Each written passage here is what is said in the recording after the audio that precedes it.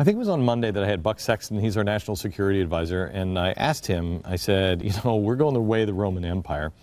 I said, but isn't that what really kind of helped the Ottoman Empire? Isn't that what happened? And I asked him to look into the parallels, and he, of course, did, because he's remarkable. Buck Sexton is here now.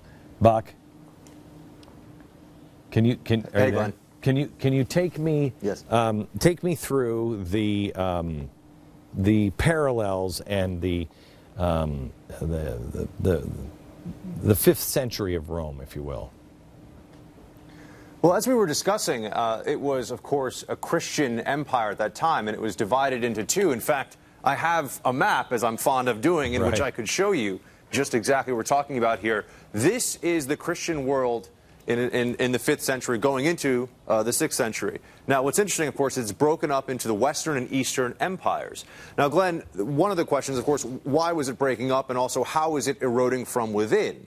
Because we know that from here, from the Arabian Peninsula, Muhammad and then the first caliphs, the Rashidun caliphs, were able to take this entire Christian area in a very short period of time. Why was that? It was because it eroded from the inside.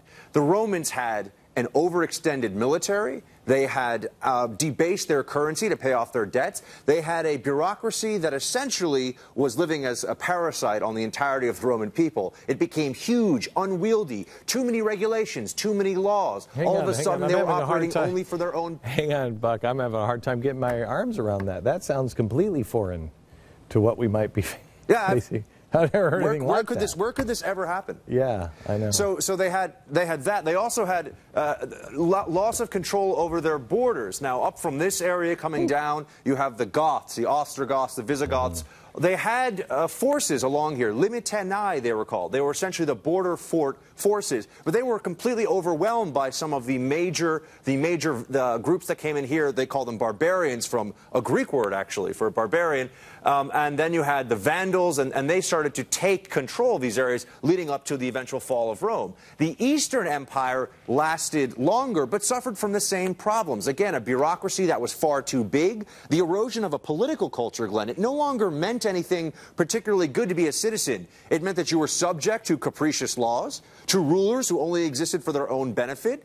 Your life was essentially at the whim of outside invaders and outside forces at any point in time, and you had no rights other than excessive taxation and regulation on your life. That's what caused this whole thing to be essentially set up for the complete collapse of this in a very short amount of time. Okay, so my theory here, Buck, was that we are looking at a time now, much like this, where the entire West is basically the Roman Empire, and when it collapses, it will be just gobbled up and eaten by a new caliphate. Can you take us to take us to what happened then, and I mean the parallels?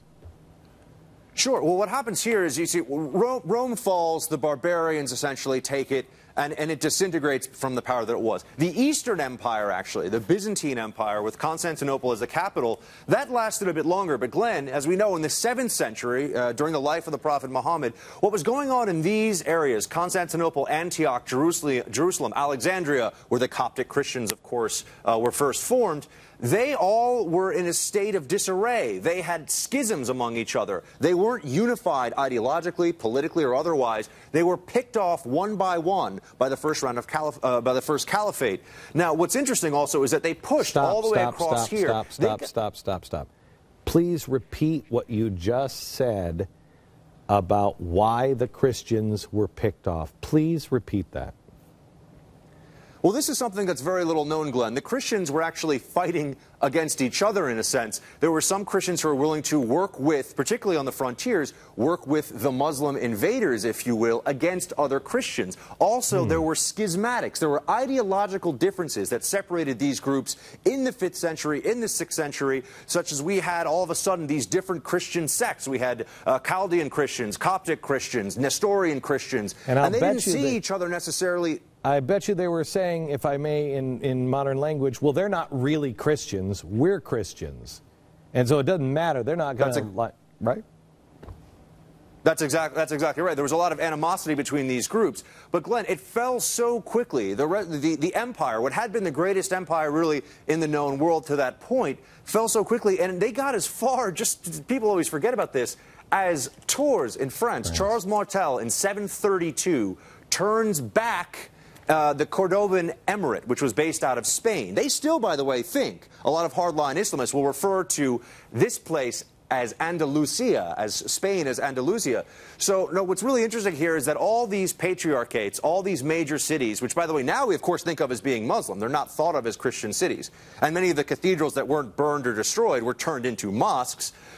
These lacked the political unity. They were part of the rot that spread from Rome, essentially, which was, again, this bureaucracy, this destruction of a political culture, such that they were easy prey for the caliphate. They were easy prey for these invaders, and they fell very quickly. Okay, Buck, thank you very much. I appreciate it. Here's what I want to beg you. Go back and listen to what he just said.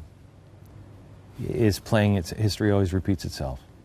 And we must not be a people who say, well, they're not really Christian, or they're not really this, or they're not really on my side, or, well, they're Jewish and I'm not. Stop it. Stop it. We are going to be picked off one at a time. Oh, well, he's libertarian and I'm more of a social conservative. Stop it. Are you for the freedom of man? Yes or no? It's time to get into the boats together.